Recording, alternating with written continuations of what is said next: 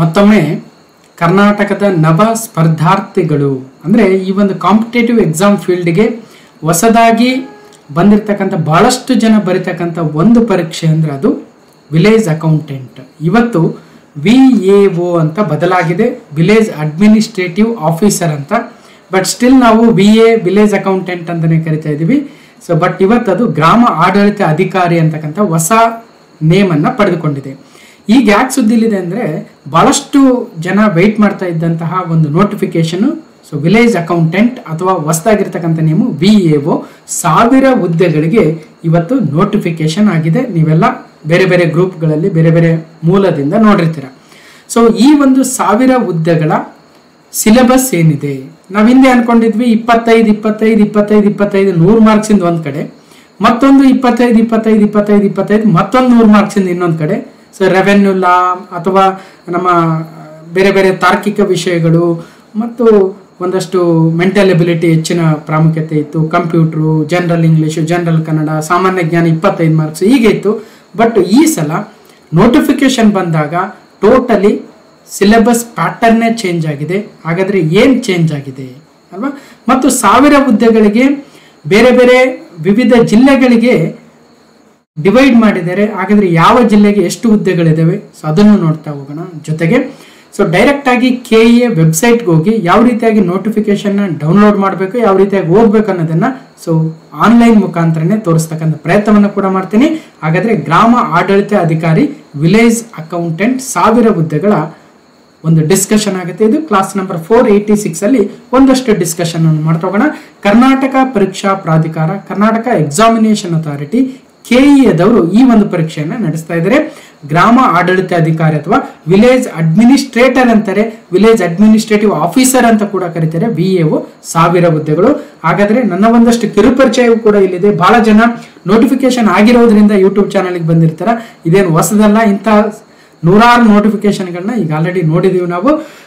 ಸಾಕಷ್ಟು ಡೀಟೇಲ್ಸ್ ಕೂಡ ಇಲ್ಲಿದೆ ನೋಡಬಹುದು. ರಾಜ್ಯದ ಅತ್ಯುನ್ನತ ಇಂಜಿನಿಯರಿಂಗ್ ಕಾಲೇಜ್ಗಳಲ್ಲಿ ಒಂದಾಗಿರತಕ್ಕಂಥ ಪೆಸಿಟ್ ಇಂದ ಇಂಜಿನಿಯರಿಂಗ್ ಪದವಿಯನ್ನು ಪಡೆದಿರತಕ್ಕಂಥದ್ದು ಮತ್ತು ದೇಶದ ಮೊಟ್ಟ ಮೊದಲ IIT ಆಗಿರ್ತಕ್ಕಂಥ IIT ಖರಗ್ಪುರಿಂದ ಸ್ನಾತಕೋತ್ತರ ಪದವಿಯನ್ನು ಪಡೆದಿರ್ತಕ್ಕಂಥದ್ದು. ಇದೇ ರೀತಿಯ ಸಾಕಷ್ಟು ಹುದ್ದೆಗಳಿಗೆ ಪರೀಕ್ಷೆಗಳಿಗೆ ನಾನು ಕೂಡ ಬರೆದಿರ್ತಕ್ಕಂಥದ್ದು, ಪಾಸ್ ಆಗಿರ್ತಕ್ಕಂಥ ಅನುಭವ ಕೂಡ ಇದೆ. ಒಂದ್ ಕಡೆ KS ಎಕ್ಸಾಮ್ನ ಪ್ರಿಲಿಮ್ಸ್ ಮೇನ್ಸ್ ಪಾಸ್ ಮಾಡಿ ಇಂಟರ್ವ್ಯೂ ಹೋಗಿರ್ತಕ್ಕಂಥ ಅನುಭವ, ಮತ್ತೊಂದು ಕಡೆ ಬೇರೆ ಬೇರೆ ಕರ್ನಾಟಕದ ವಿವಿಧ ಪರೀಕ್ಷೆಗಳು, ಸೆಂಟ್ರಲ್ ಗೌರ್ಮೆಂಟ್ ಪರೀಕ್ಷೆಗಳನ್ನು ಪಾಸ್ ಮಾಡಿರ್ತಕ್ಕಂಥ ಅನುಭವ ಕೂಡ ಇದೆ. ಆ ಅನುಭವದ ಮೇರೆಗೆ ಸಾವಿರಾರು ವಿದ್ಯಾರ್ಥಿಗಳ ಕನಸು ಕಟ್ಟಿಕೊಳ್ಳಲು ಅವರ ಒಂದು ಸರ್ಕಾರಿ ನೌಕರಿಯ ಒಂದು ಏನು ಕನಸಿದೆ ಅದಕ್ಕೆ ಪೂರಕವಾಗಿರ್ತಕ್ಕಂಥ ವಿಡಿಯೋಗಳನ್ನು ಕೂಡ ಮಾಡ್ತಾ ಇದ್ದೀನಿ. ಅಮರ್ಸ್ ಕ್ಲಾಸಸ್ ಅಂತಕ್ಕಂಥ ಯೂಟ್ಯೂಬ್ ಚಾನಲ್ ಇದೆ, ಸಬ್ಸ್ಕ್ರೈಬ್ ಆಗಿ. ಮತ್ತು ಅಮರ್ಸ್ ಕ್ಲಾಸಸ್ ಅಂತಕ್ಕಂಥ ಟೆಲಿಗ್ರಾಮ್ ಚಾನಲ್ ಕೂಡ ಇದೆ. ಯಾರು ಜಾಯ್ನ್ ಆಗಿಲ್ಲ ಅಥವಾ ಹೊಸದಾಗಿ ಬಂದಿದ್ರೆ ಜಾಯ್ನ್ ಆಗಿ, ಅಮರ್ಸ್ ಕ್ಲಾಸಸ್ ಅಂತ. ಓಕೆ, ಮತ್ತು ಬೇರೆ ಬೇರೆ ವಿಡಿಯೋಗಳಿದ್ದಾವೆ. ಸುಮಾರು 700ಕ್ಕೂ ಅಧಿಕ ವಿಡಿಯೋಗಳಿದ್ದಾವೆ. ನಿಮ್ಮ ಒಂದು ಸಿಲೆಬಸ್ ಏನಿದೆ ಅಲ್ವಾ, ಈ ಸಿಲೆಬಸ್ಗೆ ಅನುಕೂಲ ಆಗ್ತಕ್ಕಂಥ ಸಾಕಷ್ಟು ನೂರಾರು ವಿಡಿಯೋಗಳನ್ನು ನೀವು ನೋಡ್ಬೋದು. ಇಲ್ಲಿ ಒಂದು ಲಿಸ್ಟನ್ನು ಕೂಡ ಕೊಟ್ಟಿದ್ದೀನಿ. ಅಮರ್ಸ್ ಕ್ಲಾಸಸ್ ಅಂತ ಯೂಟ್ಯೂಬ್ ಚಾನಲ್ಗೆ ಹೋದರೆ ಸಾಕಷ್ಟು ಡೀಟೇಲ್ಸ್ ಇದ್ದಾವೆ ನೋಡ್ಬೋದು. ಇತ್ತೀಚೆಗೆ ಭಾರತ ರತ್ನ ಅನೌನ್ಸ್ ಆಗಿತ್ತು, ಮಾಡಿದ್ದೀವಿ. ಪದ್ಮ ಅವಾರ್ಡ್ಸ್ ಅನೌನ್ಸ್ ಆಗಿತ್ತು, ಮಾಡಿದ್ದೀವಿ. ಹೀಗೆ ಬೇರೆ ಬೇರೆ ಇದ್ದಾವೆ. ನೋಡೋಣ. ನಂತರ ಈಗ ನೇರವಾಗಿ ಕರ್ನಾಟಕ ಪರೀಕ್ಷಾ ಪ್ರಾಧಿಕಾರ ನೇಮಕಾತಿ ಅಧಿಸೂಚನೆಯಲ್ಲಿ ಕರ್ನಾಟಕ ಸರ್ಕಾರದ ಕಂದಾಯ ಇಲಾಖೆ ರೆವಿನ್ಯೂ ಡಿಪಾರ್ಟ್ಮೆಂಟ್ ಅಲ್ಲಿ ಖಾಲಿ ಇರ್ತಕ್ಕಂಥ ಉಳಿಕೆ ಮೂಲ ವೃಂದ, ಇಲ್ಲಿ ಗಮನಿಸಬೇಕು. ಬಹಳ ಜನ ಸ್ಪರ್ಧಾರ್ಥಿಗಳು ಅಥವಾ ಏನು ನವ ಸ್ಪರ್ಧಾರ್ಥಿಗಳಂತ ಏನು ಕರೆದೆ ಅವರಿಗೆ ಗೊತ್ತಿರಲ್ಲ. ಉಳಿಕೆ ಮೂಲ ವೃಂದ ಅಂದ್ರೆ ಇಲ್ಲಿ 2 ಬರುತ್ತೆ. ಒಂದು ಕಲ್ಯಾಣ ಕರ್ನಾಟಕ, ಇನ್ನೊಂದು ನಾನ್ ಕಲ್ಯಾಣ ಕರ್ನಾಟಕ ಅಲ್ವಾ, ಗೊತ್ತಿದೆ. ಕಲ್ಯಾಣ ಕರ್ನಾಟಕ, ನಾನ್ ಕಲ್ಯಾಣ ಕರ್ನಾಟಕ. ನಾನ್ ಕಲ್ಯಾಣ ಕರ್ನಾಟಕವನ್ನ RPC ಅಂತ ಅಥವಾ ರೆಸಿಡ್ಯುವಲ್ ಪೇರೆಂಟ್ ಕೆಡೇರ್ ಅಂತ ಉಳಿಕೆ ಮೂಲ ವೃಂದ ಅಂತ ಕರೆದ್ರೆ, ಕಲ್ಯಾಣ ಕರ್ನಾಟಕವನ್ನ ಸ್ಥಳೀಯ ವೃಂದ ಅಂತ ಕರಿತೀವಿ. ಹೀಗೆ 1000 ಗ್ರಾಮ ಆಡಳಿತಾಧಿಕಾರಿ ಹುದ್ದೆಗಳನ್ನ ನೇರ ನೇಮಕಾತಿ ಸಂಬಂಧ ಕರ್ನಾಟಕ ಪರೀಕ್ಷಾ ಪ್ರಾಧಿಕಾರದಿಂದ ಆನ್ಲೈನ್ ಮೂಲಕ ಅರ್ಜಿಗಳನ್ನ ಆಹ್ವಾನವನ್ನು ಕೂಡ ಮಾಡಿದ್ದಾರೆ. ನೀವು ಬಹಳ ದಿನದಿಂದ ವೆಯ್ಟ್ ಮಾಡ್ತಾ ಇದ್ರೆ ನಿಮಗೆ ಸಂತೋಷದ ವಿಷಯ ಕೂಡ. ಹಾಗಾದ್ರೆ ಈ 1000 ಹುದ್ದೆಗಳಲ್ಲಿ ಬೇರೆ ಬೇರೆ ಜಿಲ್ಲೆಗಳಿಗೆ ಎಷ್ಟೆಷ್ಟು ಹುದ್ದೆಗಳು, ಯಾವ ಯಾವ ಏನು ವರ್ಟಿಕಲ್ ಆರಿಜಾಂಟಲ್ ರಿಸರ್ವೇಶನ್ ಎಲ್ಲ ಇದೆ, ಅದನ್ನ ನೀವು ನಿಧಾನವಾಗಿ ಆಮೇಲೆ ನೋಡಂತ್ರಿ. ಈಗ ಹುದ್ದೆಯ ವಿವರ: ಗ್ರಾಮ ಆಡಳಿತ ಅಧಿಕಾರಿ. ವೇತನ ಶ್ರೇಣಿ 21,400 ಬೇಸಿಕ್ ಇರುತ್ತೆ. ಇದ್ರ ಜೊತೆಗೆ ಮತ್ತಷ್ಟು DA ಆ್ಯಡ್ ಆಗುತ್ತೆ, HRA ಆ್ಯಡ್ ಆಗುತ್ತೆ. ಸೊ ಒಂದಷ್ಟು PUC ಮುಗಿಸಿರ್ತಕ್ಕಂಥ ಒಬ್ಬ ಅಭ್ಯರ್ಥಿಗೆ ಬೇಕಾಗಿರ್ತಕ್ಕಂಥ ಸಾಕಷ್ಟು ಅಮೌಂಟನ್ನು ಸರ್ಕಾರ ಸಂಬಳದ ಮೂಲಕ ಕೊಡುತ್ತೆ. ಈ ಪರೀಕ್ಷೆಯನ್ನು ನಡೆಸ್ತಾ ಇರ್ತಕ್ಕಂಥದ್ದು ಕರ್ನಾಟಕ ಪರೀಕ್ಷಾ ಪ್ರಾಧಿಕಾರ 1000 ಹುದ್ದೆಗಳಿಗೆ ಸ್ಪರ್ಧಾತ್ಮಕ ಪರೀಕ್ಷೆಯನ್ನು ನಡೆಸುತ್ತೆ ಅನ್ನೋದನ್ನು ಗಮನಿಸಬೇಕು. ಇದೇ ಮೊದಲ ಬಾರಿಗೆ ಸ್ಪರ್ಧಾತ್ಮಕ ಪರೀಕ್ಷೆ ನಡೀತಾ ಇದೆ. ಗ್ರಾಮ ಆಡಳಿತ ಅಧಿಕಾರಿ ಅಂತಕ್ಕಂಥ ಹೊಸ ಮರುನಾಮಕರಣವೂ ಕೂಡ ಆಗಿದೆ ಮತ್ತು ಸ್ಪರ್ಧಾತ್ಮಕ ಪರೀಕ್ಷೆಯೂ ಕೂಡ ನಡೀತಾ ಇದೆ. ಸೊ ಹಿಂದೆ ನೋಡ್ತಾ ಇದ್ದೀವಿ ನಾವು ನೇರವಾಗಿ ಮಾರ್ಕ್ಸ್ಗಳ ಆಧಾರದ ಮೇಲೆ ಈ ಒಂದು ವಿಲೇಜ್ ಅಕೌಂಟೆಂಟ್ ಹುದ್ದೆಗೆ ನೇಮಕಾತಿ ಆಗ್ತಾ ಇತ್ತು. ಸೊ ಕರೋನಾ ಬ್ಯಾಚ್ ಅಲ್ಲಿ ಬಹಳಷ್ಟು ಜನ 100% ಪಡೆದಿರೋದ್ರಿಂದ ಸೊ ಇವೆಲ್ಲವೂ ಬೆಳವಣಿಗೆಗಳಾಗಿ ಇವತ್ತಂತೂ ಸ್ಪರ್ಧಾತ್ಮಕ ಪರೀಕ್ಷೆಗೆ ನೋಟಿಫಿಕೇಶನ್ ಅಂತೂ ಆಗಿದೆ. ಹಾಗಾದ್ರೆ ಏನಿರಬೇಕು ವಿದ್ಯಾರ್ಹತೆ ಗೊತ್ತಿರ್ತಕ್ಕಂಥದ್ದೇ. ಶೈಕ್ಷಣಿಕ ವಿದ್ಯಾರ್ಹತೆ ದ್ವಿತೀಯ PUC ಅಥವಾ ತತ್ಸಮಾನ ಇರಬೇಕು. ಇಲ್ಲಿ ತತ್ಸಮಾನ ಅಂದ ತಕ್ಷಣ ಯಾವ್ಯಾವ ತತ್ಸಮಾನ, ಬಹಳ ಜನ ಯಾವುದು ITI ಮಾಡಿರ್ತೀರಾ, ಡಿಪ್ಲೊಮಾ ಮಾಡಿರ್ತೀರಾ. ಸರ್ ITI ಈಕ್ವ್ಯಾಲೆಂಟಾ PUCಗೆ, ಡಿಪ್ಲೊಮಾ ಮಾಡಿದೀವಿ ಸರ್ ನಾವು ಈಕ್ವ್ಯಾಲೆಂಟಾ, ಅಥವಾ ನಾನು ಸರ್ CBSE ಓದ್ಬಿಟ್ಟಿದ್ದೆ, ICSE ಓದಿದ್ದೆ, ನಾನು ಈಗ BAO ಆದರೆ ಸಾಕು ನಾನು ಅಂತಕ್ಕಂಥವ್ರು ಇರ್ತೀರಾ. ಅವರೆಲ್ಲರಿಗೂ ಇಲ್ಲಿ ಒಂದಷ್ಟು ಡೀಟೇಲ್ಸ್ ಇದಾವೆ. ಎಷ್ಟೇ ಡೀಟೇಲ್ಸ್ ನೋಡಿದ್ರು ಕೂಡ ದಿನ ಕಳೆದಂತೆ ಒಂದು ವಾರದೊಳಗೆ ನಿಮಗೆ ಕಂಪ್ಲೀಟು ಯಾವುದು ಈಕ್ವ್ಯಾಲೆಂಟ್ ಹೌದಾ ಇಲ್ಲ ಅಂತಕ್ಕಂಥದ್ದು ಗೊತ್ತಾಗುತ್ತೆ. ಅಥವಾ KEAಯ ಒಂದಷ್ಟು ನಂಬರ್ಸ್ ಕೂಡ ಇರ್ತವೆ, ಅವ್ರಿಗೆ ಫೋನ್ ಮಾಡಿ ನೀವು ಕಂಪ್ಲೀಟ್ ನಿಮ್ಮ ಇನ್ಫಾರ್ಮೇಶನ್ ತಿಳ್ಕೊಬಹುದು. ಈಗ ಸದ್ಯ ನೋಟಿಫಿಕೇಶನ್ ಅಲ್ಲಿ ಹೇಳಿರುವ ಹಾಗೆ ದ್ವಿತೀಯ PUC ಅಂದ್ರೆ ನಾವು ಆಲ್ಮೋಸ್ಟ್ 95 to 99% ಹುಡುಗರೆಲ್ಲರೂ ನಾವು PUC ಓದಿರ್ತೀವಿ ಕರ್ನಾಟಕದಲ್ಲಿ. ಹಾಗಾಗಿ ನಮಗೆ ಈ ಇಶ್ಯೂಸ್ ಬರೋದೇ ಇಲ್ಲ. ಆದ್ರೂ ಕೂಡ ಅಲ್ಲೊಬ್ರು ಇಲ್ಲೊಬ್ರು ಇರ್ತಾರೆ, ಅವ್ರಿಗೆ ಸಾಲ್ವ್ ಆಗ್ಬೇಕಲ್ವಾ. ಇಲ್ಲಿ ಒಬ್ಬರ ತೊಂದರೆ ಕೂಡ ಎಲ್ಲರ ತೊಂದರೆ ಅಂತ ಭಾವಿಸ್ತಾ ನೋಡೋಣ. ಹಾಗಾದ್ರೆ ತತ್ಸಮಾನ ವಿದ್ಯಾರ್ಹತೆ ಯಾವ್ಯಾವ ಅಂತ ಸರ್ಕಾರ ಹೇಳಿದೆ. ಒಂದು PUC ಓದಿದ್ರೆ ಗೊತ್ತಾಯ್ತು 99%. ಇನ್ನು 1% ಅವರು CBSE ಅಥವಾ ICSE ಮಂಡಳಿಯ ನಡೆಸುವ 12ನೇ ಕ್ಲಾಸ್ ಪರೀಕ್ಷೆ 12th ಅಂತ ಕರೀತಾರೆ ಅವ್ರು, ನಾವು PUC ಅಂತ ಅಷ್ಟೇ. ಸೊ ಅದು ಪಾಸ್ ಆಗಿದ್ರು ಕೂಡ ಇವರ್ ಈಕ್ವಾಲೆಂಟ್ ನೀವು ಅಪ್ಲಿಕೇಶನ್ ಹಾಕ್ಬೋದು, ನೀವು ಬರೀಬಹುದು, ಸೆಲೆಕ್ಟ್ ಕೂಡ ಆಗ್ಬೋದು. ಇತರೆ ರಾಜ್ಯ ಸರ್ಕಾರದ ಪರೀಕ್ಷಾ ಮಂಡಳಿಗಳಿಂದ ನಡೆಸುವ 12ನೇ ಕ್ಲಾಸ್ 12 ಪರೀಕ್ಷೆ ಕೂಡ ಎಲಿಜಿಬಲ್. ಸರ್ ನಮ್ಮ ಅಪ್ಪಾಜಿ ಬೇರೆ ಊರಲ್ಲಿ ಕೆಲಸ ಮಾಡ್ತಾ ಇದ್ರೆ ನಾನು ಅಲ್ಲಿ ಪರೀಕ್ಷೆ ಮುಗಿಸ್ಬಿಟ್ಟಿದ್ದೀನಿ, ಅಲ್ಲಿ ನಾನು 12ನೇ ಕ್ಲಾಸ್ ವರೆಗೂ ಓದಿದ್ದೀನಿ ಅಂದ್ರೆ ಇವರ್ ಆಲ್ಸೋ ಎಲಿಜಿಬಲ್. ಸರ್ ನನಗೆ ಕನ್ನಡ ಅಷ್ಟೊಂದು ಬರಲ್ಲ ಅಂದ್ರೆ ಕನ್ನಡ ಪರೀಕ್ಷೆ ಬರಿಬೇಕು, ಸೊ ಅದನ್ನ ಪಾಸ್ ಆಗಲೇಬೇಕು. ಅಲ್ಲಿದೆ ಕೆಳಗಡೆ ನಾನು ಹೇಳ್ತೀನಿ. Next national institute of open schooling, ಅದು national institute of open schooling NIOS ವತಿಯಿಂದ ನಡೆಸುವ ಉನ್ನತ ಪ್ರೌಢ ಶಿಕ್ಷಣ ಕೋರ್ಸು HSC ಅಂತೆ. ಸೊ ಇದು ಕೂಡ ಬಹಳ ರೇರ್ ಇರ್ತಾರೆ ಯಾರಾದ್ರೂ ಇದ್ರೆ. ಓಕೆ, ಇನ್ನು 3 ವರ್ಷಗಳ ಡಿಪ್ಲೊಮಾ ಓದಿದ್ರು, 2 ವರ್ಷಗಳ ITI ಕೋರ್ಸ್ ಓದಿ ಅಥವಾ 2 ವರ್ಷಗಳ ವೃತ್ತಿ ಶಿಕ್ಷಣ ಡಿಪ್ಲೊಮಾ JODC, JLDC, JOC ಅಂತ ವೃತ್ತಿ ಶಿಕ್ಷಣ ಡಿಪ್ಲೊಮಾ ಓದಿದ್ರು ಕೂಡ ನೀವು ಕೂಡ ಎಲಿಜಿಬಲ್ ಇದ್ದೀರಾ. ಆದ್ರೆ ಒಂದು ಕಂಡೀಷನ್ ಏನ್ ಹೇಳ್ತಾ ಇದ್ದಾರೆ, ಅಭ್ಯರ್ಥಿಗಳು NIOS ಅಂದ್ರೆ national institute of open schooling ಇಂದ ನಡೆಸುವ ಒಂದು ಭಾಷಾ ಕೋರ್ಸು ಮತ್ತು ಒಂದು ಶೈಕ್ಷಣಿಕ ವಿಷಯದಲ್ಲಿ ದೂರ ಕಲಿಕೆ ಅಥವಾ ಡಿಸ್ಟೆನ್ಸ್ ಮಾದರಿಯಲ್ಲಿ ಅಥವಾ ಪದವಿ ಪೂರ್ವ ಮಂಡಳಿಯು ನಡೆಸುವ ಒಂದು ಭಾಷೆ ಮತ್ತು ಒಂದು ವಿಷಯದಲ್ಲಿ ಉತ್ತೀರ್ಣರಾದಲ್ಲಿ ಮಾತ್ರ PUCಗೆ ತತ್ಸಮಾನವೆಂದು ಪರಿಗಣಿಸಬಹುದು. ಈ ಕಂಡೀಷನ್ ಏನಿದೆ ಅಲ್ವಾ, ಇದನ್ನ ಆಲ್ರೆಡಿ ಸಾಕಷ್ಟು ವರ್ಷಗಳಿಂದ ಹೇಳ್ತಾ ಇದ್ರು. ನೀವು ಒಂದು ಕೋರ್ಸ್ ಮಾಡ್ಕೊಳ್ಳಿ, NIOS ಇಂದ ಕೋರ್ಸ್ ಮಾಡ್ಕೊಳ್ಳಿ, PUC ಮಂಡಳಿ ನಡೆಸ್ತಕ್ಕಂಥ ಪರೀಕ್ಷೆಯಲ್ಲಿ ಪಾಸ್ ಆಗಿ ಅಂತ ಅದೆಲ್ಲ ಮಾಡಿರ್ತೀರ ಅಂತ ಭಾವಿಸ್ತಾ, ಯಾರು ಇಲ್ಲ ಅಂದ್ರೆ ಸೊ ಅದನ್ನ ಕ್ಲಾರಿಫಿಕೇಶನ್ ತೆಗೆದುಕೊಳ್ಳಿ. ಜನರಲ್ ಆಗಿ ಒಂದು ಕೋರ್ಸ್ ಇರಬೇಕು ಅಂತಾನೆ ಬಹಳ ದಿನಗಳಿಂದ ಹೇಳ್ತಾ ಇದ್ರು, ಸೊ ಗಮನಿಸಬೇಕು. ಇನ್ನು ಪಿಂಚಣಿ ಸೌಲಭ್ಯ ಅಂತ ಇರೋದಿಲ್ಲ, ಯಾಕಂದ್ರೆ NPS ಇದೆ. ಮುಂದೆ ಏನಾದ್ರು OPS ಮಾಡಿದ್ರೆ ನೀವು ಕೂಡ ಸೆಲೆಕ್ಟ್ ಆದ್ಮೇಲೆ OPS ಏನಾದ್ರು ಬಂದ್ರೆ ಅದರಲ್ಲೂ ಕೂಡ ನೀವು ಇನ್ವಾಲ್ವ್ ಆಗ್ತೀರಾ ಅಥವಾ ಅಳವಡಿಸ್ಕೊಳ್ತಾರೆ ನಿಮ್ಮನ್ನು ಕೂಡ. ಇನ್ನು ವಯೋಮಿತಿ ಬರೋಣ. ಯಾವುದೇ ಗೌರ್ಮೆಂಟ್ ಜಾಬ್ ಅಂದ್ರೆ ಮಿನಿಮಮ್ 18 ವರ್ಷ ಇರಲೇಬೇಕು. ಅಪ್ಲಿಕೇಶನ್ ನ ಕೊನೆಯ ದಿನಾಂಕ, ಅಪ್ಲಿಕೇಶನ್ ಕೊನೆಯ ದಿನಾಂಕ ಹೇಳ್ತೀನಿ, ಆ ಕೊನೆಯ ದಿನಾಂಕದ ವರೆಗೆ ನೀವು 18 ವರ್ಷ ತುಂಬಿರಬೇಕು. So ready. ನೆಕ್ಸ್ಟ್ ಕೆಳಕಂಡ ಗರಿಷ್ಠ ವಯೋಮಿತಿ ಸಾಮಾನ್ಯ ಅರ್ಹತೆ ಅಭ್ಯರ್ಥಿಗಳಿಗೆ 35 ವರ್ಷ, ಪ್ರವರ್ಗ 2A 2B 3A 3B ಅಭ್ಯರ್ಥಿಗಳಿಗೆ ಗರಿಷ್ಠ 38 ವರ್ಷ, ಪರಿಶಿಷ್ಟ ಜಾತಿ ಪರಿಶಿಷ್ಟ ಪಂಗಡ ಕ್ಯಾಟಗರಿ 1 ಪ್ರವರ್ಗ 1 ಅಭ್ಯರ್ಥಿಗಳಿಗೆ 40 ವರ್ಷ. ಇದು ಕಾಮನ್ ಗೌರ್ಮೆಂಟ್ ಎಲ್ಲ ಎಕ್ಸಾಮ್ಸ್ ಅಲ್ಲಿ. ಮತ್ತು ಇದನ್ನ ವಯೋಮಿತಿ ಸಡಿಲಿಕೆ ಕೂಡ ಅಂತೆ ಸೊ ಹೇಳ್ತಾ ಇದ್ದಾರೆ. ಅದು ಬೇರೆ ಬೇರೆ ವಿಚಾರಗಳಿಗೆ ವಯೋಮಿತಿ ಸಡಿಲಿಕೆ ಕೂಡ ಇರುತ್ತೆ. ಮಾಜಿ ಸೈನಿಕ ಅವು ಇವು ಇದಾವೆ, ಸೊ ನೋಡ್ಕೋಬಹುದು. ನೀವು ಡೈರೆಕ್ಟ್ ಆಗಿ ನೋಟಿಫಿಕೇಶನ್ ನಿಧಾನವಾಗಿ ಕಂಪ್ಲೀಟ್ ಆಗಿ ಓದಿ ಗೊತ್ತಾಗುತ್ತೆ. ಇನ್ನು ಹುದ್ದೆಗಳ ವರ್ಗೀಕರಣ ಅಂತ ಬಂದಾಗ ಸಪರೇಟ್ ಅಧಿಸೂಚನೆಯಲ್ಲಿ ಕೊಟ್ಟಿದ್ದಾರೆ, ಅದನ್ನು ಕೂಡ ನಾನು ಆನ್ಲೈನ್ ಮುಖಾಂತರ KA ವೆಬ್ಸೈಟ್ಗೆ ಹೋಗಿ ತೋರಿಸ್ತೀನಿ ಯಾವ ರೀತಿಯಾಗಿ ಅಂತ ನೋಡೋಣ. ಇನ್ನು ಅರ್ಜಿ ಸಲ್ಲಿಸುವ ವಿಧಾನ, ಲಿಂಕ್ ಬಿಡ್ತಾರೆ, ಆ ಲಿಂಕ್ ಮೇಲೆ ಕ್ಲಿಕ್ ಮಾಡಿ ಇದು ಮಾಡ್ಬೇಕು. ಇನ್ನು ಲಿಂಕ್ ಬಿಟ್ಟಿದ್ದಂಗೆ ಇಲ್ಲ, ಯಾಕಂದ್ರೆ ಇವತ್ತಾನೆ ನೋಟಿಫಿಕೇಶನ್ ಆಗಿದೆ. ಪ್ರಾಧಿಕಾರದ ವೆಬ್ಸೈಟು http://ka.kar.net.in ಅಂತ ಹೊಡೀರಿ, ಅಥವಾ CET ಆನ್ಲೈನ್ ಅಂತ ತೋರಿಸ್ತೀನಿ, ಅದ್ರ ಮುಖಾಂತರ ಕೂಡ ಹೋಗ್ಬೋದು. ತೋರಿಸುವ ಲಿಂಕ್ ಅನ್ನ ಆಯ್ಕೆ ಮಾಡಿ ಆನ್ಲೈನ್ ಮುಖಾಂತರ ಅರ್ಜಿಯನ್ನು ಭರ್ತಿ ಮಾಡಬೇಕು. ಅಭ್ಯರ್ಥಿ ಯಾವುದಾದರೂ ಒಂದು ಜಿಲ್ಲೆಗೆ ಮಾತ್ರ ಹುದ್ದೆ ಬಯಸಿ ಅರ್ಜಿಯನ್ನು ಸಲ್ಲಿಸತಕ್ಕದ್ದು, ಇದನ್ನ ಗಮನಿಸಬೇಕು. ಅಂದ್ರೆ ನಮ್ಮ ಕರ್ನಾಟಕದ 31 ಜಿಲ್ಲೆಗಳು ಅಂತ ಬಂದಾಗ ನೀವು ಒಂದು ಜಿಲ್ಲೆಗೆ ಮಾತ್ರ ಅರ್ಜಿಯನ್ನು ಸಲ್ಲಿಸಬಹುದು. ಇದು ಬಹಳ ಇಂಪಾರ್ಟೆಂಟ್. ಒಮ್ಮೆ ಸಲ್ಲಿಸಿದ ಅರ್ಜಿಯಲ್ಲಿನ ಯಾವುದೇ ಮಾಹಿತಿಯನ್ನ ಯಾವುದೇ ಹಂತದಲ್ಲಿ ಬದಲಾವಣೆ ತಿದ್ದುಪಡಿ ಮಾಡಲು ಅವಕಾಶವಿರುವುದಿಲ್ಲ. ನಾನು ಇನ್ನೊಂದು ಜಿಲ್ಲೆಗೆ ಹಾಕ್ತೀನಿ, ಮತ್ತೊಂದಕ್ಕೆ ಹಾಕ್ತೀನಿ ಅಂದ್ರೆ ಅದಕ್ಕೋಸ್ಕರ ಬಹಳ ಎಚ್ಚರಿಕೆಯಿಂದ ಅಧಿಸೂಚನೆಯನ್ನು ಓದಿ ಅರ್ಥೈಸಿಕೊಂಡು ಅರ್ಜಿ ಸಲ್ಲಿಸಲು ಸೂಚಿಸಲಾಗಿದೆ.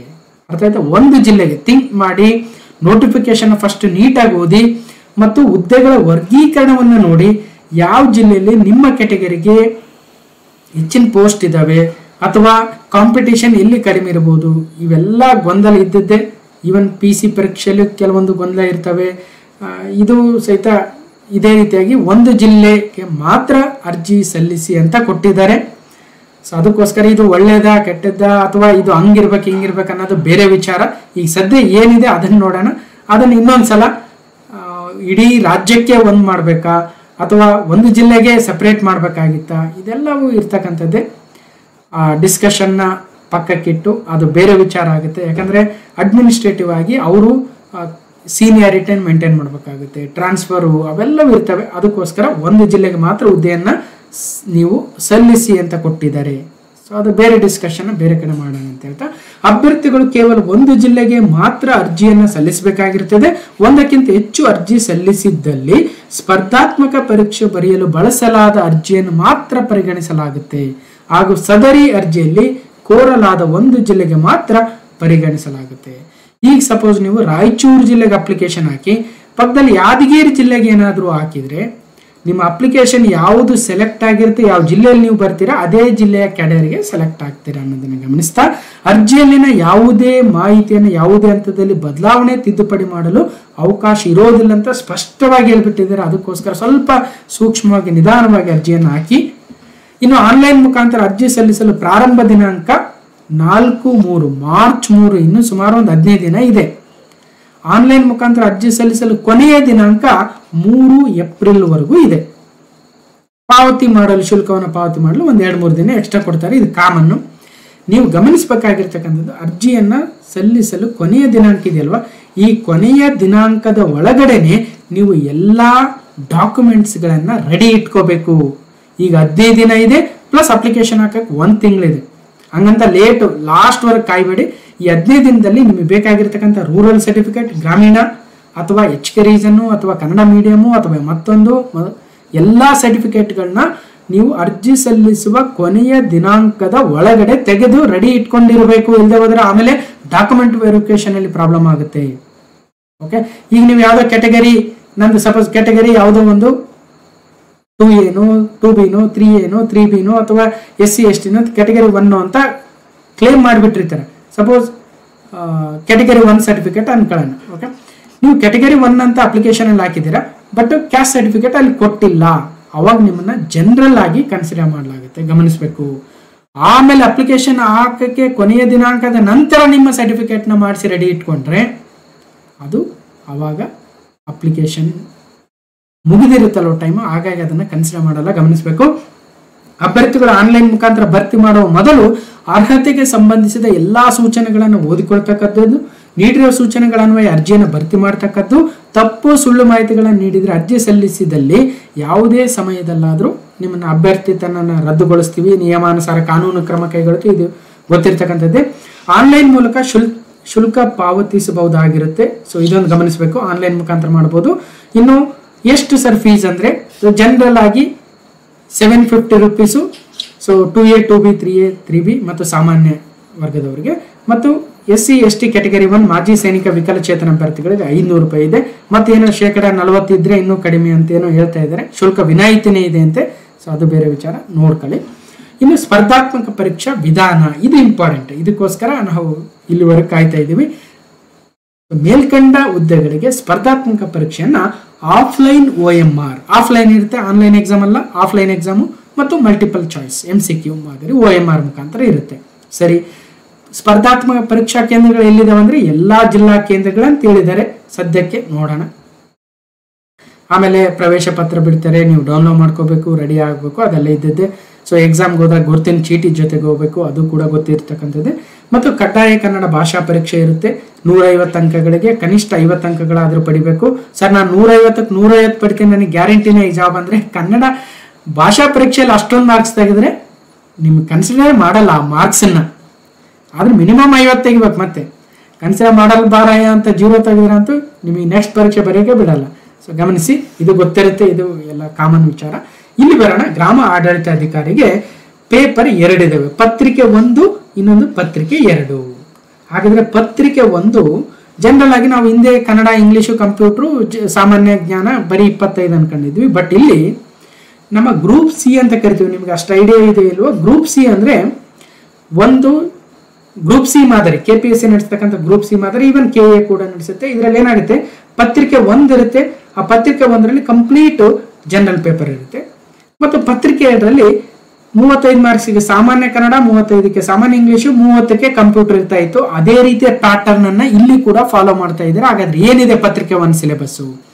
ಸಾಮಾನ್ಯವಾಗಿ ನೀವು ಪ್ರಚಲಿತ ಘಟನೆಗಳನ್ನ ತಿಳ್ಕೊಂಡಿರ್ಬೇಕು. ಸೊ ಬಹಳ ಜನ ಹೊಸದಾಗಿ ಬಂದಿರ್ತೀರ, ಪ್ರಚಲಿತ ಘಟನೆಗಳಿಗೆ ನಾವು ಬಹಳ ಫೇಮಸ್ ಇದ್ದೀವಿ, ಸೊ ಗೊತ್ತಿರುತ್ತೆ. ಸೊ ಪ್ರಚಲಿತ ಘಟನೆಗಳಿಗೆ ಸಂಬಂಧಿಸಿದ ಸಾಮಾನ್ಯ ಜ್ಞಾನದ ವಿಷಯಗಳು, ಓಕೆ, ದೈನಂದಿನ ಗ್ರಹಿಕೆಯ ವಿಷಯಗಳು, ಏನಾಗ್ತಾ ಇದೆ ನಮ್ಮ ಸುತ್ತಮುತ್ತ ಅಲ್ವಾ, ಭಾರತದ ಸಂವಿಧಾನದ ಸ್ಥೂಲ ನೋಟದ ವಿಷಯಗಳು ಅಂದ್ರೆ ಇಂಡಿಯನ್ ಕಾನ್ಸ್ಟಿಟ್ಯೂಷನ್, ವಿಶೇಷವಾಗಿ ಕರ್ನಾಟಕಕ್ಕೆ ಸಂಬಂಧಿಸಿದ ಭಾರತದ ಇತಿಹಾಸ ವಿಶೇಷವಾಗಿ ಕರ್ನಾಟಕಕ್ಕೆ ಅಂದ್ರೆ 12th 12ನೇ ಕ್ಲಾಸಿನ ಒಂದು ಇತಿಹಾಸ ಪುಸ್ತಕ ಓದಿ, ಸೇಮ್ ಇದೇ ಇದೆ. ಓಕೆ, ಕರ್ನಾಟಕಕ್ಕೆ ಸಂಬಂಧಿಸಿದಂತೆ ಭಾರತದ ಭೂಗೋಳದ ವಿಷಯಗಳು ನೋಡಿ, ಕರ್ನಾಟಕಕ್ಕೆ ಸಂಬಂಧಿಸಿದಂತೆ ಅಂತ ಕೊಡ್ತಾ ಹೋಗ್ತಾ ಇದ್ದಾನೆ. ಭಾರತದ ಭೂಗೋಳ ಹೌದು, ಬಟ್ ಕರ್ನಾಟಕಕ್ಕೆ ಹೆಚ್ಚಿನ ಫೋಕಸ್ ಅನ್ನು ಮಾಡಬೇಕು. ಕರ್ನಾಟಕದ ಮಣ್ಣು, ಕರ್ನಾಟಕದ ನೆಲ ಜಲ, ಕರ್ನಾಟಕದ ಸ್ವಾಭಾವಿಕ ಸಸ್ಯವರ್ಗ, ಕರ್ನಾಟಕದ ನದಿ ವ್ಯವಸ್ಥೆಗಳು, ಕರ್ನಾಟಕದ ಪರಿಚಯ, ಕರ್ನಾಟಕದ ಅರಣ್ಯ, ಕರ್ನಾಟಕದ ಖನಿಜ ಸಂಪತ್ತು, ಹೀಗೆ. ಓಕೆ, ಮತ್ತು ಇಂಡಿಯಾದ್ದು ಕೂಡ ಇರುತ್ತೆ, ಕರ್ನಾಟಕಕ್ಕೆ ಹೆಚ್ಚಿನ ಫೋಕಸ್ ಕೊಡಬೇಕು. ಭಾರತದ ಇತಿಹಾಸ ಇರುತ್ತೆ, ಕರ್ನಾಟಕಕ್ಕೆ ಹೆಚ್ಚಿನ ಫೋಕಸ್ ಅಲ್ವಾ. ಮೌರ್ಯರು ಇಡೀ ಭಾರತದಾದ್ಯಂತ ಆಳಿದ್ರು. ಆದ್ರೆ ಮೌರ್ಯರಲ್ಲಿ ವಿಶೇಷವಾಗಿ ಮೌರ್ಯರ ಗುರುತುಗಳು ಎಲ್ಲೆಲ್ಲಿದ್ದಾವೆ ನಮ್ಮ ಕರ್ನಾಟಕದಲ್ಲಿ, ಆ ರೀತಿಯಾಗಿ ಮಸ್ಕಿ ಅಥವಾ ಅಶೋಕನ ಶಿಲಾಶಾಸನಗಳು, ಚಿತ್ರದುರ್ಗ ಜಿಲ್ಲೆ ಆಗಿರ್ಬೋದು, ಅಥವಾ ನಮ್ಮ ರಾಯಚೂರು ಜಿಲ್ಲೆ, ಗುಲ್ಬರ್ಗ ಜಿಲ್ಲೆಯ ಸನ್ನತಿ, ಹೀಗೆ. ಓಕೆ, ಇನ್ನು ಬರ್ತಾ ಬರ್ತಾ ಬರ್ತಾ ನಮ್ಮ ಕದಂಬರು, ನಮ್ಮ ವಿಜಯನಗರ ಸಾಮ್ರಾಜ್ಯ ಅಥವಾ ಮೈಸೂರು ಒಡೆಯರು, ಹೀಗೆ ಅಲ್ವಾ. ಮೊಘಲರು ಭಾರತ ಪೂರ್ತಿ ಆಳಿದ್ರು, ಬಟ್ ಕರ್ನಾಟಕದಲ್ಲಿ ಏನಿದೆ, ಮೈಸೂರಿನ ಟಿಪ್ಪು ಸುಲ್ತಾನ್ ಅಥವಾ ಹೈದರ್ ಅಲಿ, ಈ ರೀತಿಯಾಗಿ ಗಮನಿಸ್ತಾ ಹೋಗ್ಬೇಕಾಗುತ್ತೆ. ಓಕೆ, ಇನ್ನು ರಾಜ್ಯ ಮತ್ತು ಪ್ರಾದೇಶಿಕ ಆಡಳಿತ ಕುರಿತ ವಿಷಯಗಳು ನೋಡಿ, ಅಡ್ಮಿನಿಸ್ಟ್ರೇಟಿವ್ ರಿಲೇಟೆಡ್ ಮ್ಯಾಟರ್ಸ್ ಅಲ್ವಾ. ಒಬ್ಬ ಗ್ರಾಮ ಆಡಳಿತ ಅಧಿಕಾರಿ ಆದ ನಂತರ ಆಡಳಿತವನ್ನು ಮಾಡಬೇಕಾಗುತ್ತೆ, ಅಲ್ಲಿನ ವಿಚಾರಗಳನ್ನು ತಿಳ್ಕೊಂಡಿರ್ಬೇಕಾಗುತ್ತೆ, ಪಾಣಿ ಕೊಡ್ಬೇಕಾಗುತ್ತೆ, ಅಥವಾ ಇನ್ನೊಂದು ಯಾವುದೋ ಬೇರೆ ವಿಚಾರ ಇರುತ್ತೆ. ಸರ್ಕಾರ ಹಲವಾರು ವಿಷಯಗಳನ್ನ ಗ್ರಾಮ ಆಡಳಿತಾಧಿಕಾರಿಗಳ ಮೂಲಕವೇ ನಡೆಸುತ್ತೆ ಅಲ್ವಾ. ಸೊ ಕೊನೆ ಕೆಲಸ ಆಗದೆ VAಗಳಿಂದ ಅಲ್ವಾ, ಇವತ್ತು VAಗಳಿಂದ. ಸೊ ಗ್ರಾಮೀಣಾಭಿವೃದ್ಧಿ ಪಂಚಾಯತ್ ರಾಜ್ ಸಂಸ್ಥೆಗಳು ಮತ್ತು ಗ್ರಾಮೀಣ ಸಹಕಾರ ಸಂಸ್ಥೆಗಳಿಗೆ ಸಂಬಂಧಿಸಿದ ಉಪಕ್ರಮಗಳನ್ನ ಒಳಗೊಂಡಂತೆ ಕರ್ನಾಟಕ ಆರ್ಥಿಕತೆ ಅಭಿವೃದ್ಧಿ ಕುರಿತ ವಿಷಯಗಳು ನೋಡಿ. ಇಲ್ಲಿ ವಿಲೇಜ್ ಅಡ್ಮಿನಿಸ್ಟ್ರೇಟಿವ್ ಆಫೀಸರ್ ಅಂದಾಗ ಒಂಥರ ಗ್ರಾಮ ಪಂಚಾಯತಿಗಳ ಜೊತೆ, ಅಥವಾ ಅಲ್ಲಿ ಏನಾದರೂ ಪುರಸಭೆ ಇದ್ರೆ ಆ ತಾಲೂಕಲ್ಲಿ, ಅಥವಾ ನಗರಸಭೆ ಇದ್ರೆ, ಅಥವಾ ಪಟ್ಟಣ ಪಂಚಾಯತಿ ಇದ್ರೆ, ಹೀಗೆ, ಅಥವಾ ಅಲ್ಲಿ ಸಾಕಷ್ಟು ಸಹಕಾರ ಸಂಸ್ಥೆಗಳು ಕೂಡ ಇರ್ತವೆ, ಗ್ರಾಮೀಣ ಸಹಕಾರ ಸಂಸ್ಥೆಗಳು. ಇವೆಲ್ಲವುಗಳ ನಡುವೆ ಒಂದು ಕೊಂಡಿಯಂತೆ ಸರ್ಕಾರದ ಪ್ರತಿನಿಧಿಯಾಗಿ ಗ್ರಾಮ ಆಡಳಿತಾಧಿಕಾರಿ ಕಾರ್ಯನಿರ್ವಹಿಸಬೇಕಾಗುತ್ತೆ. ಅದಕ್ಕೋಸ್ಕರ ಕರ್ನಾಟಕ ಆರ್ಥಿಕ ಅಭಿವೃದ್ಧಿ ಕುರಿತ ವಿಚಾರಗಳನ್ನು ಕೂಡ ತಿಳ್ಕೊಂಡಿರಬೇಕು. ಮತ್ತು ಕರ್ನಾಟಕದ ಪರಿಸರ ಸಂಬಂಧಿ ಸಮಸ್ಯೆಗಳು ಮತ್ತು ಅಭಿವೃದ್ಧಿ ಕುರಿತ ವಿಷಯಗಳು ನೋಡಿ, ಒಂಥರ ಮಿನಿ IAS ಆಫೀಸರ್ ಇದ್ದಂಗೆ ಒಬ್ಬ ಗ್ರಾಮ ಆಡಳಿತಾಧಿಕಾರಿ ಅಂದ್ರೆ ಅಂದರೆ ಆ ಗ್ರಾಮ ಅಥವಾ ಆ ಗ್ರಾಮ ಪಂಚಾಯಿತಿಯ ವಿವಿಧ ಹಳ್ಳಿಗಳನ್ನು ತೆಗೆದುಕೊಂಡಾಗ ಕೂಡ ಆತ ಅಲ್ಲಿನ ಎಲ್ಲ ಸರ್ಕಾರದ ಪ್ರತಿನಿಧಿಯಾಗಿ ಕೆಲಸ ಮಾಡಬೇಕಾಗುತ್ತೆ. ಅಲ್ಲಿ ಪರಿಸರ ಸಮಸ್ಯೆಗಳು ಬರ್ತವೆ, ಆರ್ಥಿಕ ಸಮಸ್ಯೆಗಳು ಬರ್ತವೆ, ಭೂಗೋಳ ಇತಿಹಾಸ ವಿಷಯಗಳು ಬರ್ತವೆ, ದೈನಂದಿನ ಗ್ರಹಿಕೆಯ ವಿಷಯಗಳು ಬರ್ತವೆ, ಸಾಮಾನ್ಯ ಜ್ಞಾನದ ವಿಷಯಗಳು ಬರ್ತವೆ, ಜೊತೆಗೆ ಪರಿಸರ ಸಂಬಂಧಿ ಅಭಿವೃದ್ಧಿ ಕುರಿತ ವಿಚಾರಗಳು. ಏನು ಪರಿಸರ ಸಂಬಂಧಿ? ಕರ್ನಾಟಕದಲ್ಲಿರ್ತಕ್ಕಂಥ ವಿವಿಧ ನಮ್ಮ ನ್ಯಾಷನಲ್ ಪಾರ್ಕ್ಸ್ ಯಾವುವು, ಅಥವಾ ಟೈಗರ್ ರಿಸರ್ವ್ಸ್ ಯಾವ್ಯಾವಿದ್ದಾವೆ, ಅಥವಾ ವೈಲ್ಡ್ ಲೈಫ್ ಸ್ಯಾಂಚುರೀಸ್ ಯಾವಿದ್ದಾವೆ, ವಿಶೇಷತೆಗಳೇನು, ಜೂಗಳು ಎಲ್ಲಿದ್ದಾವೆ ಅಲ್ವಾ, ಮತ್ತು ಪರಿಸರ ಸಂಬಂಧಿ ವಿಚಾರಗಳು, ಗ್ಲೋಬಲ್ ವಾರ್ಮಿಂಗ್ ಅಂದ್ರೇನು ಅಲ್ವಾ, ಅಥವಾ ಪರಿಸರ ಸಂಬಂಧಿ COP ಅಂತ ಕರಿತೀವಿ, ಅಥವಾ ಸಮ್ಮೇಳನಗಳಂತ ಕರಿತೀವಿ. ಹೀಗೆ ಈ ವಿಚಾರಗಳು ಮತ್ತು ಅಭಿವೃದ್ಧಿ ಕುರಿತ ವಿಚಾರಗಳು ಅಂತ ಹೇಳ್ತಾ ಇದ್ದಾರೆ. ಸೊ ಇಷ್ಟು ಸೇರಿದಂತೆ 100 ಅಂಕಗಳಿಗೆ 2 ಗಂಟೆಯ ಮೊದಲನೇ ಪೇಪರ್ 1 ಆಯಿತು. ಅದಾದ ನಂತರ ಪತ್ರಿಕೆ 2. ನೋಡಿ, ಇವತ್ತು ಸರ್ಕಾರದ ಪ್ರತಿನಿಧಿಯಾಗಿ ಕೆಲಸ ಮಾಡಬೇಕಾದ್ರೆ ಸರ್ಕಾರದಿಂದ ಬಂದಿರತಕ್ಕಂಥ ಆದೇಶಗಳನ್ನು ಅರ್ಥೈಸಿಕೊಂಡು ಜನರಿಗೆ ತಲುಪಿಸ್ಬೇಕು, ಅಥವಾ ಜನರ ಸಮಸ್ಯೆಗಳನ್ನು ಸರ್ಕಾರಕ್ಕೆ ಅರ್ಥ ಆಗುವ ರೀತಿಯಲ್ಲಿ ತಲುಪಿಸ್ಬೇಕು. ಅದಕ್ಕೋಸ್ಕರ ಆತನಿಗೆ ಕನ್ನಡವೂ ಗೊತ್ತಿರಬೇಕು, ಇಂಗ್ಲಿಷು ಗೊತ್ತಿರಬೇಕು, ಮತ್ತು ಆ ಲೆಟರ್ ಅನ್ನು ಟೈಪ್ ಮಾಡಿ ಸರ್ಕಾರಕ್ಕೆ ತಲುಪಿಸಲು ಕಂಪ್ಯೂಟರ್ ಜ್ಞಾನವೂ ಇರಬೇಕಾಗುತ್ತೆ. ಅದಕ್ಕೋಸ್ಕರ ಸಾಮಾನ್ಯ ಕನ್ನಡ, ಸಾಮಾನ್ಯ ಇಂಗ್ಲಿಷ್, ಕಂಪ್ಯೂಟರ್ ಜ್ಞಾನ ಸೇರಿದಂತೆ 100 ಅಂಕಗಳ 2 ಗಂಟೆಯ ಪೇಪರ್. ಇಲ್ಲಿ ಸಾಮಾನ್ಯ ಕನ್ನಡಕ್ಕೆ 35, ಸಾಮಾನ್ಯ ಇಂಗ್ಲಿಷ್ಗೆ 35, ಕಂಪ್ಯೂಟರ್ ಜ್ಞಾನಕ್ಕೆ 30 ಅನ್ನೋದು ನಮ್ಮ ಗ್ರೂಪ್ ಸಿ ಪ್ರಕಾರ ನಾವು ಹೇಳ್ತಾ ಇದೀವಿ. ಅವರೇನು ಇನ್ನೂ ಹೇಳಿಲ್ಲ, ಅಥವಾ ಈ ಒಂದು ಹುದ್ದೆ ಇದೇ ಫಸ್ಟ್ ಟೈಮ್ ನಡೀತಾ ಇರೋದ್ರಿಂದ. ಜನರಲ್ ಆಗಿ ನಮ್ಮ KPSC KA ನಡೆಸ್ತಕ್ಕಂಥ ಗ್ರೂಪ್ ಸಿ ಮಾದರಿಯ ಪರೀಕ್ಷೆಗಳನ್ನು ನೋಡಿದಾಗ ಸಾಮಾನ್ಯ ಕನ್ನಡ 35 ಇರುತ್ತೆ, ಸಾಮಾನ್ಯ ಇಂಗ್ಲಿಷ್ 35 ಇರುತ್ತೆ, ಕಂಪ್ಯೂಟರ್ ಜ್ಞಾನ 30 ಇರುತ್ತೆ. ನಾಳೆ ಹೆಚ್ಚು ಕಮ್ಮಿ ಆಗ್ಬೋದು, ಏನು ಸರ್ ನೀವು ಹಂಗೆ ಹೇಳಿದ್ರೆ ಅನ್ನಂಗಿಲ್ಲ ನನಗೆ, ಆಮೇಲೆ ಇವಾಗಲೇ ಹೇಳ್ತಾ ಇದ್ದೀನಿ ಅಲ್ವಾ. ಹೀಗೆ ಪತ್ರಿಕೆ 2 100 ಮಾರ್ಕ್ಸ್ 2 ಗಂಟೆ, ಸಾಮಾನ್ಯ ಕನ್ನಡ, ಸಾಮಾನ್ಯ ಇಂಗ್ಲಿಷ್, ಕಂಪ್ಯೂಟರ್ ಜ್ಞಾನ ಇದೆ. ಸ್ಪರ್ಧಾತ್ಮಕ ಪರೀಕ್ಷೆಗೆ ವಿವರವಾದ ವೇಳಾಪಟ್ಟಿಯನ್ನ ನಂತರ ಪ್ರಕಟಿಸ್ತೀವಿ. ಇದೊಂದು ಆಫ್ಲೈನ್ ಮಾದರಿ ಪರೀಕ್ಷೆ ಆಗುತ್ತೆ, MCQ ಬೇಸ್ಡ್. ಮತ್ತು ಎಷ್ಟು ಅಂಕಗಳಾದವ್ರಿ ಒಟ್ಟು? ಸೊ 100 + 100 200 ಆದವು.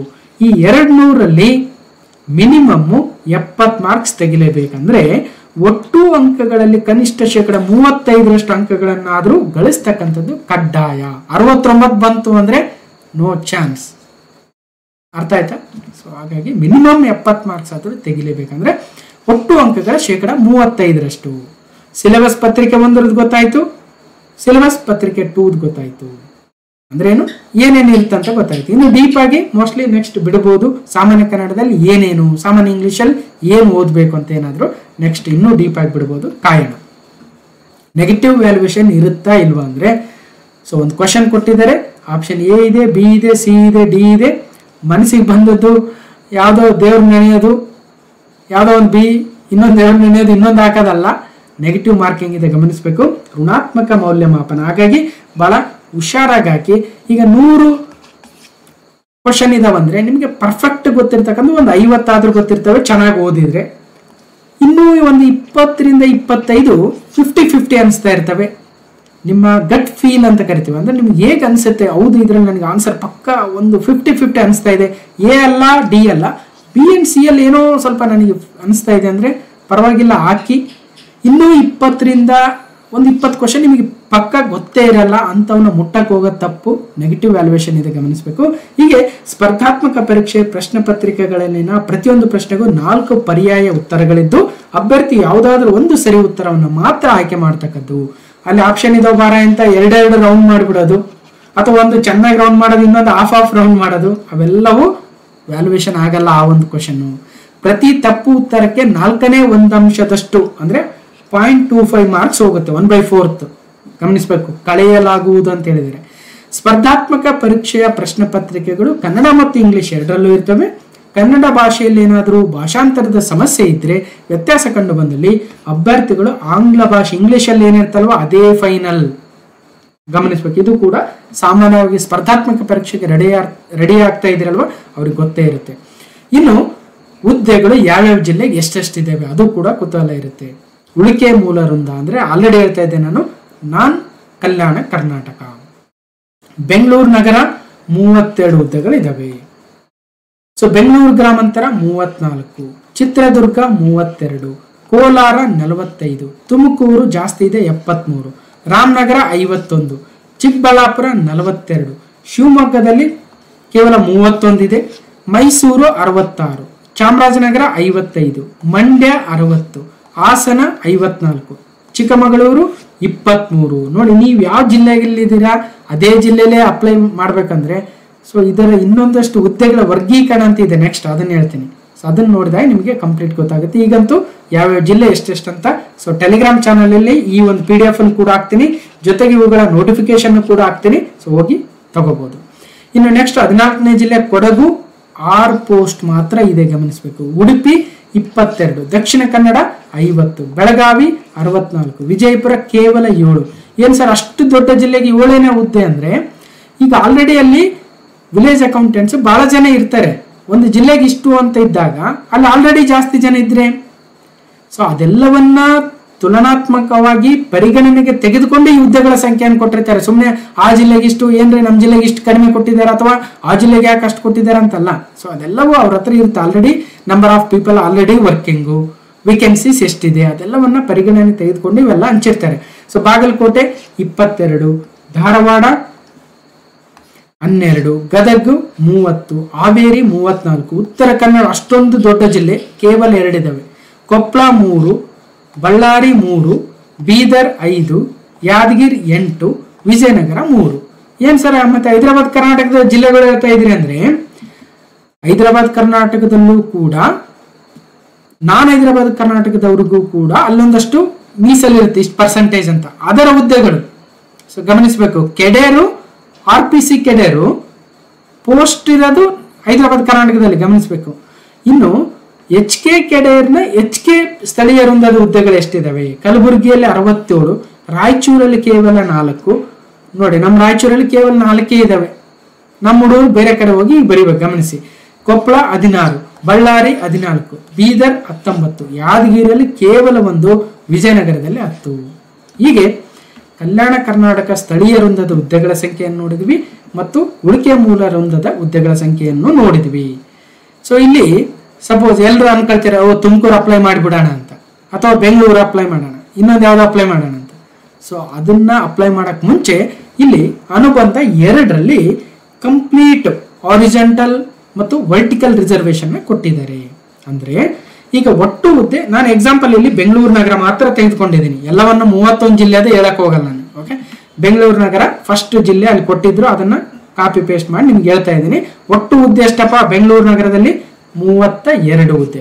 ಇದನ್ನ ರೋಸ್ಟರ್ ಯಾವ ತರ ಮೇಂಟೈನ್ ಮಾಡಿದ್ದಾರೆ ಅಂದ್ರೆ, ನೋಡಿ, ಪ್ರವರ್ಗ 1ಕ್ಕೆ ಸಾಮಾನ್ಯ ಅಭ್ಯರ್ಥಿಗೆ 1 ಪೋಸ್ಟು, ಮಹಿಳಾ ಅಭ್ಯರ್ಥಿಗೆ 1 ಪೋಸ್ಟು, ಗ್ರಾಮೀಣ ಅಭ್ಯರ್ಥಿಗೆ ಇಲ್ಲ, ಅಂಗವಿಕಲ ಅಭ್ಯರ್ಥಿಗೆ ಇಲ್ಲ, ಮಾಜಿ ಸೈನಿಕರಿಗಿಲ್ಲ, ಕನ್ನಡ ಮಾಧ್ಯಮ ಇಲ್ಲ, ಯೋಜನಾ ನಿರಾಶ್ರಿತರು ಇಲ್ಲ ಮತ್ತು ಟ್ರಾನ್ಸ್ಜೆಂಡರ್ ಇಲ್ಲ. ಒಟ್ಟು 2 ಹುದ್ದೆ, ಪ್ರವರ್ಗ 1. ಸರ್ ನಾನು ಸಾಮಾನ್ಯ ಅಭ್ಯರ್ಥಿ ಸರ್, ನನಗೆ ಯಾವ ಕ್ಯಾಟಗರಿನೂ ಬರಲ್ಲ ಅಂದ್ರೆ, ಸೊ ಬೆಂಗಳೂರು ನಗರಕ್ಕೆ ನೀವು ಅಪ್ಲೈ ಮಾಡಿದ್ರೆ ಒಟ್ಟು 14 ಹುದ್ದೆ ಇದಾವೆ. ಅದರಲ್ಲಿ ಮತ್ತೆ ಮಹಿಳಾ ಅಭ್ಯರ್ಥಿಗಳಿಗೆ 5 ಇದಾವೆ, ಸಾಮಾನ್ಯ ಅಭ್ಯರ್ಥಿ 2 ಇದಾವೆ, ಸೊ ಗ್ರಾಮೀಣ ಅಭ್ಯರ್ಥಿ 4 ಇದಾವೆ. ಸೊ ಹೀಗೆ ನೀವು ಯಾವ ಜಿಲ್ಲೆಗೆ ಅಪ್ಲೈ ಮಾಡ್ತಾ ಇದ್ದೀರಿ ಅನ್ನೋದಕ್ಕೆ ಮುಂಚೆ ನೀವು ಯಾವ ಕ್ಯಾಟಗರಿಗೆ ಬರ್ತೀರಾ, ಆ ಕ್ಯಾಟಗರಿಲಿ ಎಷ್ಟು ಕಾಂಪಿಟೇಷನ್ ಇದೆ, ಸೊ ಎಲ್ಲೆಲ್ಲಿ ಅಂತ ನಿಧಾನವಾಗಿ ನೋಡ್ಕೊಂಡು, ಸೊ 3-4 ದಿನ ಆಗಲಿ, ಇನ್ನೂ 15 ದಿನ ಇದೆ ಆ್ಯಕ್ಚುಲಿ ಅಪ್ಲಿಕೇಶನ್ ಓಪನ್ ಆಗೋದಕ್ಕೆ. ಅಲ್ಲಿವರೆಗೆ ಇವೆಲ್ಲ ಥಿಂಕ್ ಮಾಡಿ, ಬೇರೆ ಬೇರೆ ಜೊತೆ ಕೇಳಿ, ಫೈನಲಿ ಒಂದು ಜಿಲ್ಲೆನ ಫಿಕ್ಸ್ ಆಗಿ ಅದು ಒಳ್ಳೇದು. ಆಮೇಲೆ ಅಪ್ಲೈ ಮಾಡಿದ್ಮೇಲೆ ಅವರು ಅದು ಇದು ಹೇಳ್ತಿರ್ತಾರೆ, ಅವಾಗ ಭಾಳ ತಲೆ ಕೆಡಿಸಬಾರ್ದು. ಒಂದು ಫಿಕ್ಸ್ ಆದ್ಮೇಲೆ ಮುಗಿತಿದೆ, ಆಯ್ತು ಅಪ್ಲೈ ಮಾಡಿದ್ದೀನಿ, ನಾನು ಕಷ್ಟಪಡ್ತೀನಿ, ನಾನು ರೆಡಿ ಆಗ್ತೀನಿ ಅನ್ಬೇಕು. ಅಪ್ಲೈ ಮಾಡಿದ್ಮೇಲೆ ಮತ್ತೆ ಅಯ್ಯೋ ನಾನು ಅದಕ್ಕೆ ಮಾಡ್ಬೇಕಿತ್ತು, ಇದಕ್ಕೆ ಅದೇ ಚಿಂತೆಯಲ್ಲಿ ಬಿಡಬಾರ್ದು, ಓದೋದ್ರ ಕಡೆ ಗಮನ ಇರಬೇಕು. ಸೊ ಇಷ್ಟ ಆಯ್ತು ಸರ್, ನಮ್ಮ ಜಿಲ್ಲೆದು ಒಂದು ಸ್ವಲ್ಪ ಇದೇ ಥರ ತೋರಿಸಿ ಅಂದರೆ, ಇಲ್ಲಿ ನಾನು ತೋರಿಸಲ್ಲ. ಈಗ ನಾನು 1 ನಿಮಿಷ ಕಾಣಿಸ್ತಾ ಇದೆ ಅನ್ಕೊಳ್ತೀನಿ. ಇಲ್ಲಿ ನಾನು KA ವೆಬ್ಸೈಟ್ಗೆ ಹೋಗಿ ನೇಮಕಾತಿ ವಿಭಾಗ, KA ವೆಬ್ಸೈಟ್ ಹೋಗೋದಂಗೆ ನೀವು CET ಆನ್ಲೈನ್ ಅಂತ ಹೋಗಿ, CET ಆನ್ಲೈನ್ CETonline.karnataka.gov.in/KA ಅಂತ ಹೋದ್ರೂ ಬರುತ್ತೆ, ಅಥವಾ ka.kar.nic.in ಹೋದ್ರೂ ಬರುತ್ತೆ. ಸೊ ಈ ತರ ಫ್ರಂಟ್ ಪೇಜ್ ಬರುತ್ತೆ. ಫ್ರಂಟ್ ಪೇಜ್ ಅಲ್ಲಿ ಇಲ್ಲಿ ಮುಖಪುಟ, ಪ್ರವೇಶ ಇದೆಲ್ಲ ಇದೆ. ಇಲ್ಲಿ ನೇಮಕಾತಿ ಅಂತ ಇದೆ. ಸೊ ನೇಮಕಾತಿಲಿ ಹೋಗಿ ಗ್ರಾಮ ಆಡಳಿತ ಅಧಿಕಾರಿ ನೇಮಕಾತಿ 2024 ಇದ್ರ ಮೇಲೆ ಕ್ಲಿಕ್ ಮಾಡಬೇಕು. ಸೊ ಈ ತರ ಓಪನ್ ಆಯ್ತು. ಓಕೆ, ಇಲ್ಲಿ 2 ಲಿಂಕ್ ಕೊಟ್ಟಿದ್ದಾರೆ. ಇನ್ನು ನಿಮಗೆ ಅಪ್ಲಿಕೇಶನ್ ಹಾಕೋದಕ್ಕೆ ಲಿಂಕ್ ಓಪನ್ ಆಗಿಲ್ಲ. ಯಾವಾಗ ಆಗುತ್ತೆ? ಸೊ ನೆಕ್ಸ್ಟ್ ಮಂತ್ ಮಾರ್ಚ್ 4ಕ್ಕೆ ಓಪನ್ ಆಗುತ್ತೆ, ಅಥವಾ ಒಂದಿನ ಮುಂಚೆ ಬಿಡ್ಬೋದು, ನೋಡೋಣ. ಈಗ ಈ 2 ವಿವರವಾದ ಒಂದು ಅಧಿಸೂಚನೆಯನ್ನ ನ್ಯೂ ಟ್ಯಾಬ್ ಅಲ್ಲಿ, ಗ್ರಾಮ ಆಡಳಿತಾಧಿಕಾರಿ ಅಧಿಕಾರಿ ನೇಮಕಾತಿ ಇನ್ನೊಂದು ಇದೆಯಲ್ವ, ಇದನ್ನು ನ್ಯೂ ಟ್ಯಾಬ್ ಅಲ್ಲಿ ಓಪನ್ ಮಾಡ್ತೀನಿ. ಸೊ ಇದನ್ನ ನಾನು ಈ 2 PDF ಗಳನ್ನ ಟೆಲಿಗ್ರಾಮ್ ಅಲ್ಲಿ ಹಾಕ್ತೀನಿ. ಜೊತೆಗೆ ನಾನು ವಿಡಿಯೋ ಮಾಡಿದ್ದೀನಲ್ವ ಅದ್ರ PDF ಅನ್ನು ಕೂಡ ಹಾಕ್ತೀನಿ. ಅಮರ್ಸ್ ಕ್ಲಾಸಸ್ ಅಂತಕ್ಕಂಥ ಟೆಲಿಗ್ರಾಮ್ ಚಾನಲ್. ಸೊ ನೋಡ್ಬೋದು. ಓಕೆ, ಈಗ ಡೌನ್ಲೋಡ್ ಆಗ್ತಾ ಇದೆ, ಒಂದೇ ನಿಮಿಷ. ಸೊ ಹುದ್ದೆಗಳ ವರ್ಗೀಕರಣದ ಬಗ್ಗೆ ಹೇಳ್ತಾ ಇದೆ. ಸೊ ನೋಡಿ ಇಲ್ಲಿ ಫಸ್ಟ್ ಹೋಗೋಣ. ರೈಟ್, ಫಸ್ಟ್ ಬೆಂಗಳೂರು ನಗರ 32 ಹುದ್ದೆಗಳು, ಯಾವ್ಯಾವ ಕ್ಯಾಟಗರಿಗೆ ಏನೇನಂತ ನೋಡಿದ್ವಿ. ಬೆಂಗಳೂರು ಗ್ರಾಮಾಂತರ, ಅದೇ ರೀತಿಯಾಗಿ 3ನೇ ಜಿಲ್ಲೆ ಚಿತ್ರದುರ್ಗ, 4 ಕೋಲಾರ, 5 ತುಮಕೂರು, 6 ರಾಮನಗರ, 7 ಚಿಕ್ಕಬಳ್ಳಾಪುರ, 8 ಶಿವಮೊಗ್ಗ, ಹೀಗೆ ಎಲ್ಲ ಜಿಲ್ಲೆಗಳದ್ದು ಇದೆ. ಇದನ್ನ ನಿಧಾನವಾಗಿ ನೋಡಿ, ನಿಮ್ಗೆ ಯಾವ ಜಿಲ್ಲೆ, ಸೊ ಯಾವ ಜಿಲ್ಲೆಯಲ್ಲಿ ಎಷ್ಟು ಪೋಸ್ಟ್ ಇದಾವೆ ನಿಮ್ಮ ಕ್ಯಾಟಗರಿಗೆ ಅದೆಲ್ಲವನ್ನು ನೋಡಿ ನೀವು ಅಪ್ಲಿಕೇಶನ್ ಹಾಕಿ. ಮತ್ತು ಇಡೀ ನೋಟಿಫಿಕೇಶನ್ ಕೂಡ ನಾನು ನಮ್ಮ ಟೆಲಿಗ್ರಾಮ್ ಚಾನಲಲ್ಲಿ ಅಥವಾ ಬೇರೆ ಕಡೆ ಆಲ್ರೆಡಿ ಗೊತ್ತಿರುತ್ತೆ. ಸೊ ನೇಮಕಾತಿ ಅಧಿಸೂಚನೆಯನ್ನು ಕಂಪ್ಲೀಟ್ ಆಗಿ ನೋಡಿ.